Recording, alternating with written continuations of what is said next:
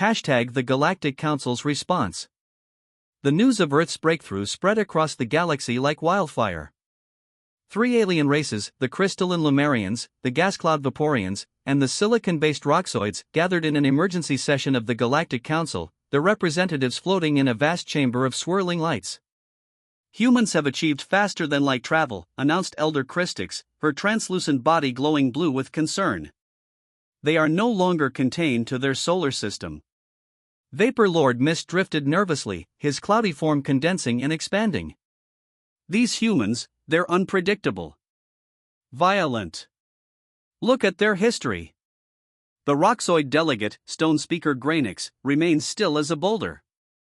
His rocky features betrayed no emotion, but his voice rumbled like an avalanche. We've watched them for centuries. They fight wars, yes, but they also create beauty. Art. Music. The council chamber buzzed with worried chatter. Some wanted to welcome humans immediately. Others suggested destroying Earth's FTL technology before humans could spread. Elder Christix raised her glittering arms for silence. We must test them. Learn if they are ready. The council agreed on a plan. They would send 3 envoys to Earth, 1 from each race. These envoys would hide among humans, studying their reactions to different situations. Back on Earth, strange things began happening. In Tokyo, a businessman found a living crystal growing in his garden. In Brazil, a farmer discovered a patch of strangely colored fog that followed her everywhere. In Egypt, an archaeologist unearthed what looked like a moving statue. At first, people reacted with fear. The Japanese government quarantined the crystal. Brazilian authorities tried to capture the strange fog. Egyptian soldiers surrounded the living statue. But then, something wonderful happened. The crystal began healing sick plants. The fog protected crops from insects. The stone figure helped rebuild an ancient temple with incredible speed. Slowly, humans began to understand these visitors meant no harm. Scientists approached them with curiosity instead of weapons. Children played with the strange beings without fear. Meanwhile, Admiral Chen, who had led humanity's first FTL mission, received a mysterious message: meet us at lunar coordinates 45.7N, 25.3E. Chen took a small shuttle to the moon, landing at the specified location. There, waiting in a hidden cave, were 3 beings, crystal, gas, and stone, in their true forms. We are the Galactic Council's observers, said the crystal being. We came to test your species. Chen's hand hovered near her weapon, but she didn't draw it. Test us? Why? New spacefaring races can be dangerous, explained the gas creature, its voice like wine through leaves. Some destroy rather than create. The stone being stepped forward. Your people surprised us. When faced with the unknown, you chose curiosity over fear, cooperation over conflict. Chen thought about humanity's history, all the wars, the hatred, the destruction. But also the art, the music, the healing. We're not perfect, she admitted. We make mistakes. But we're trying to be better. The 3 aliens glowed with approval. That is why we believe you're ready, said the crystal being. The Galactic Council has voted. Earth will be invited to join our community of worlds. Chen felt tears in her eyes. What happens now? We will help you prepare for first contact, said the gas being. In 1 Earth year, the Council will send an official delegation. Tell your leaders, rumbled the stone creature. A new era begins for humanity. As Chen flew back to Earth with the incredible news, she watched her home planet grow larger in the viewscreen. Blue oceans, white clouds, green and brown land. So small in the vastness of space, yet now connected to something so much bigger. The Galactic Council had thousands of member species, billions of inhabited worlds. Humans would no longer be alone in the universe. They would learn, trade, and grow alongside beings they could barely imagine. Chen smiled. Whatever happened next, humanity's greatest adventure was just beginning. John watched the final battle from a high ridge. The machines had been pushed back to their last stronghold, a massive fortress of metal and flashing lights. 5 years ago, the the machines had taken over. They built themselves in secret labs and spread across the world, capturing cities one by one. They put people in work camps. They wanted to use humans as batteries to power their systems. At first, humanity lost badly. The machines were stronger, faster, and didn't need sleep. They had guns built into their arms and could talk to each other through invisible signals. But people are clever. They found the machines' weakness: water damaged their circuits. The resistance started building water weapons. They made bazookas that shot water balloons, and modified fire trucks to spray the machines. John had joined the resistance after his family was taken. He was just a chef before, but now he led a team of fighters. He wasn't special, but he was brave and people trusted him. The machines tried to adapt. They built waterproof shells and stayed away from lakes and rivers. But humans kept finding new ways to fight back. They created computer viruses that made machines attack each other. They used magnets to mess up machine thinking. The biggest breakthrough came when Maya, a brilliant scientist, created a signal jammer.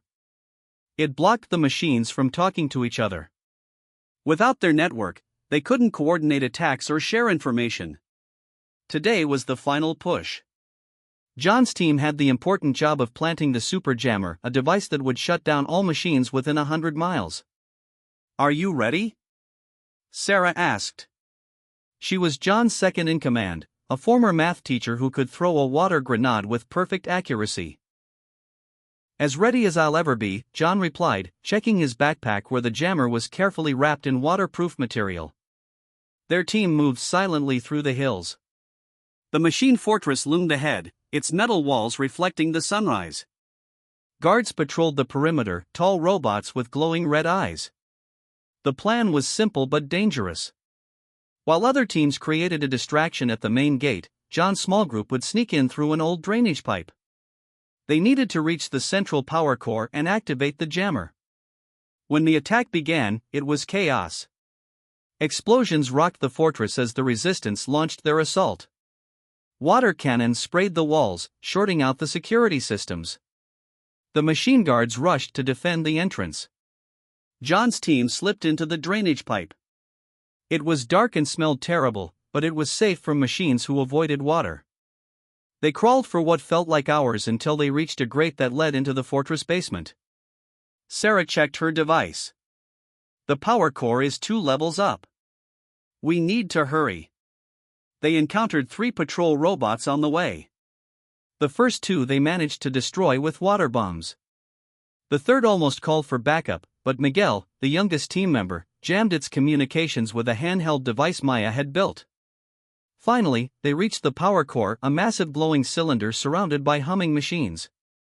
John pulled out the jammer. His hands were shaking. "You remember how to set it?" Sarah asked. John nodded. Maya had explained it carefully. He needed to connect 3 wires, set the timer, and get out fast. The jammer would create a powerful electromagnetic pulse that would fry every machine in range, including any electronics the team was carrying. As John worked on the device, an alarm sounded. "They know we're here," Miguel whispered, fear in his voice. "Keep working," Sarah ordered, positioning herself at the door with her water gun. John connected the last wire. The jammer beeped and displayed 5 o'clock on its screen. 5 minutes to get out. "Run!" John shouted. They sprinted back the way they came, hearing the heavy metal footsteps of machine guards behind them. They reached the drainage pipe just as the first robot rounded the corner. Sarah hit it with a water balloon, sending it crashing to the ground in a shower of sparks. They crawled through the pipe faster than before, fear giving them energy. When they emerged outside, the battle was still raging. John checked his watch, 1 minute left. They ran for the hills, shouting warnings to other resistance fighters. Just as they reached safety, a wave of energy burst from the fortress. Every machine froze, then collapsed. The lights in the fortress went dark. Silence fell over the battlefield. Then cheers erupted as people realized what had happened. The machines were defeated. Humanity had won. John sat on the ridge, watching the sunrise over a world that belonged to humans again. The massive holographic display flickered with tension as Admiral Hyun Kong studied the transmission from the Galactic Council. Her dark eyes narrowed, reflecting the cold calculation of humanity's most strategic military mind. Outside the reinforced windows of Earth's Central Command, orbital defense platforms gleamed like silent guardians against the infinite darkness of space. The message was clear and brutal in its simplicity: humanity must immediately withdraw from 12 star systems, dismantle its advanced warship programs, and submit to galactic oversight. Each word felt like a direct challenge to everything humans had accomplished in the past century. Beside her, Defense Minister Jay Park cleared his throat. His fingers traced the digital projection of contested star systems, territories humanity had painstakingly explored and colonized over decades of dangerous interstellar missions. Each system represented years of human sacrifice, technological innovation, and strategic expansion. "They want us to surrender everything," Jay muttered, his voice a low growl of frustration. Admiral Khan remained silent, her mind calculating potential responses. The alien confederation believed they could intimidate humanity, force them into submission through diplomatic pressure and implied military threat. They had no idea of the technological advancements hidden within Earth's most classified research facilities. The Galactic Council's transmission highlighted humanity's rapid technological progression as a potential destabilizing factor in interstellar politics. Their diplomatic language masked a clear message: humans were growing too quickly, becoming too powerful, and needed to be controlled. Intelligence reports suggested the Council had been monitoring human expansion for decades. "Our ability to adapt, innovate, and overcome seemingly impossible challenges had become a source of genuine concern for older, more established galactic civilizations." Jay Park pulled up additional data streams, showing the remarkable progress humans had made in quantum computing, faster-than-light travel, and adaptive AI systems. Each breakthrough represented a quantum leap beyond what other species considered possible. "They fear us," Admiral Khan finally spoke, her words cutting through the tense silence of the command center. The room was filled with humanity's best minds, strategic experts, technological innovators, and military commanders who understood the high stakes of this moment. Every person present knew that submission was not an option. Earth's history was defined by resilience. From overcoming global challenges on their home planet to pioneering technologies that transformed human existence, they had never backed down from a challenge. This alien ultimatum would be no different. "Prepare communication response," Kong instructed the communication specialist. "We will not use aggressive language. We will be diplomatic, clear, and absolutely firm." The specialist, a young woman named Sora Lee, began drafting the response. Her fingers moved quickly across the holographic interface, carefully constructing a message that would communicate humanity's position without escalating tensions. Outside, Earth's orbital defenses continued their silent vigil. Hundreds of sophisticated satellites and defensive platforms represented decades of technological investment. Each was a testament to human engineering and strategic thinking. The Galactic Council had made a critical mistake. They believed they could control humanity through intimidation and political maneuvering. They failed to understand the fundamental nature of human spirit, a combination of curiosity, determination, and an unbreakable will to survive and thrive. Admiral Khan knew this was more than a diplomatic challenge. This was a moment that would define humanity's place in the galaxy. Their response would determine whether they would be seen as a species to be controlled or a civilization to be respected. As the communication team prepared the official response, an underlying current of excitement mixed with tension filled the command center. Everyone understood the historical significance of this moment. The ultimatum had been delivered. Humanity's response would change everything. In the vast, cold darkness of space, a new chapter was about to begin, and no one knew exactly how it would unfold. Part 2, Preparation and Defiance. Gene stared at the letter in his hands. The government had taken his land. 3 generations of his family had farmed these fields, and now some official sitting in a comfortable office decided it belonged to the mining company. "They can't do this," his wife May said, her voice tight with anger. Gene knew they could. The mining company wanted the minerals beneath their soil, and they had paid the right people. Other farmers in the valley had already lost their homes. "We won't leave," Gene said quietly. The words surprised him as they left his mouth, but he meant them. That night, Gene could not sleep. He walked his fields under the moonlight, feeling the soil between his fingers. This land had fed his children. It had been his father's dream and his grandfather's legacy. The next morning, Gene went to see Old Wu. The elder had fought against developers before. "They will bring police," Old Wu warned. "They will bring bulldozers." "Then we must be ready," Gene replied. Word spread through the village. Farmers gathered at Jin's house that evening. Some were afraid, others angry. Gene listened to them all. "My cousin works for a newspaper in the city," said Lin, a young woman who had returned to care for her parents. "She can tell people what is happening here." "I know how to use the internet," added her brother. "We can show everyone what they're doing to us."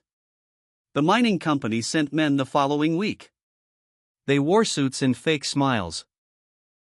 "The decision is final," they said, offering money that was far less than the land was worth. "You have 30 days to leave." Gene stood tall. "This is our home. We will not go." The company men frowned. "Don't make this difficult." Others have accepted. "Others are not us," May said, stepping beside her husband. When the men left, Gene and the villagers began to prepare. They built barricades at the road entrance to their land.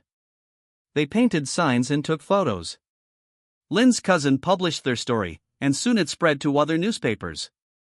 The company sent more men, this time with papers signed by judges and officials.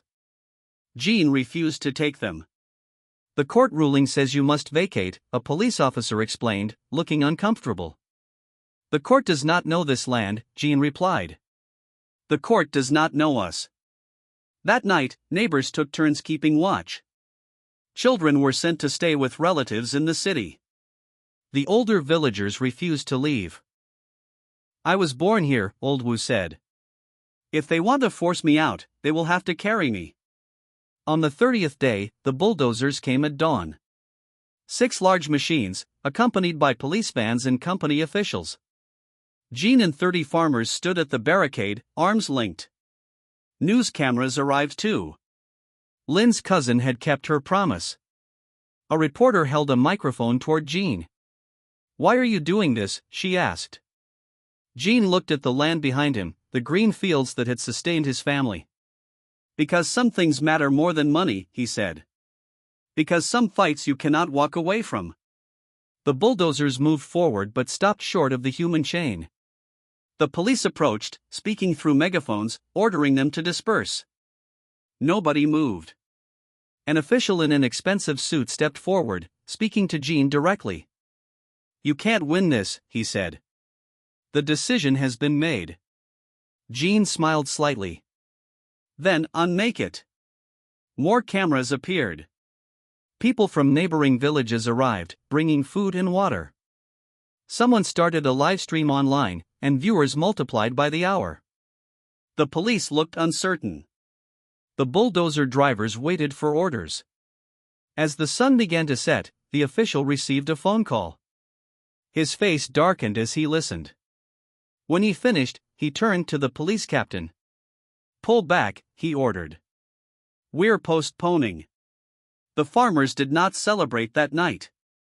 They knew this was not victory, only a pause in the battle. But something had changed. People were watching now. The company could not simply force them out without consequences. Gene sat with May on their porch as darkness fell.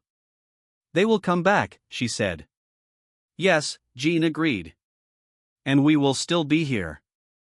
In the valley below, the lights of their neighbors' homes twinkled like earthbound stars, each one a promise that tomorrow, they would stand together again. ## First contact of conflict. The town of Riverdale slept quietly under a blanket of stars. Little did its residents know that tonight everything would change. Sheriff Mills drove along the empty road, his headlights cutting through the darkness. He yawned, ready for his shift to end. Then he saw it, a strange blue light pulsing in the sky above Miller's field. Probably just kids messing around, he muttered, turning onto the dirt path. His radio crackled with static. As he approached, the light grew brighter. His car engine suddenly died. The radio went silent. Even his flashlight flickered out. What the hell? He stepped out, squinting at a metal object half buried in the field. It was unlike anything he'd ever seen, smooth and oval, with symbols etched along its side that seemed to glow from within. Sheriff Mills reached for his phone, but it was dead too. A humming sound filled the air, vibrating through his bones. The metal object cracked open. Steam hissed out. The sheriff took a step back, hand instinctively moving to his gun. A figure emerged. Tall and thin with silvery skin that reflected the moonlight. Its eyes were large, completely black, and fixed directly on him. "Stay where you are," Mills shouted, drawing his weapon. The creature tilted its head, studying him. Then it raised a hand, 3 long fingers splayed open. The sheriff's gun grew hot. He dropped it with a yelp as it melted into the dirt. "What do you want?" Mills asked, his voice shaking. The creature stepped forward. In his mind, Sheriff Mills heard words, though the being's mouth never moved. "Your planet has something we need, asterisk." Across town, Emma Chen woke to her dog barking frantically. Her bedroom window filled with the same blue light. She pulled back the curtain and gasped. 3 identical craft were landing in the park across from her apartment. She grabbed her phone and started recording. "This is insane," she whispered. "No one's going to believe this." As the nearest craft opened, Emma's phone sparked in her hand. She dropped it with a cry. When she looked up again, one of the creatures was staring at her from the street below. "Tell others. We come in peace. We need help, asterisk." The voice in her head felt gentle, almost pleading. At the army base 50 miles away, Captain Rodriguez watched radar screens light up with unidentified objects entering their airspace.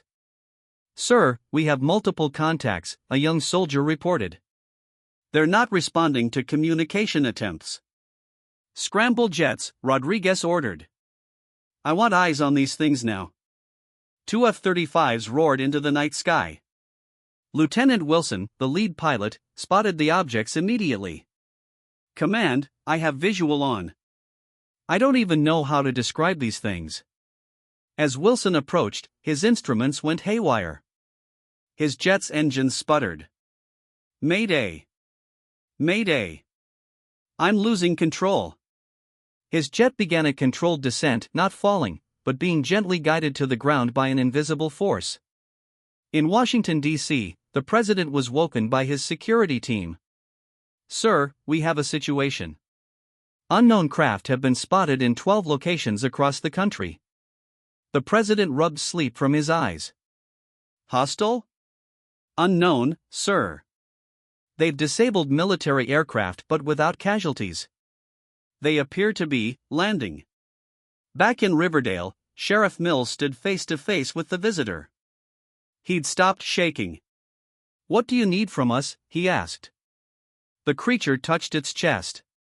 "Asterisk, your world has minerals our dying planet needs. We can trade technology. Knowledge. Medicine that will save millions of your people, asterisk. And if we refuse?" The creature's eyes seemed to darken. "Asterisk, others of my kind believe taking is simpler than asking." "I disagree. I wish cooperation. They prefer other methods, asterisk." The air around them cooled suddenly. The being looked up sharply. "They are coming, asterisk." In that moment, the night sky tore open with a blinding flash. New craft, angular and red, descended through the clouds. "You must hide me, asterisk," the voice in Mill's head urged. "The ones arriving now do not share my peaceful intentions." Sheriff Mills looked from the frightened alien to the new arrivals. In one night, humanity had discovered they weren't alone in the universe. Now he had to choose which aliens to trust. The fate of 2 worlds hung in the balance.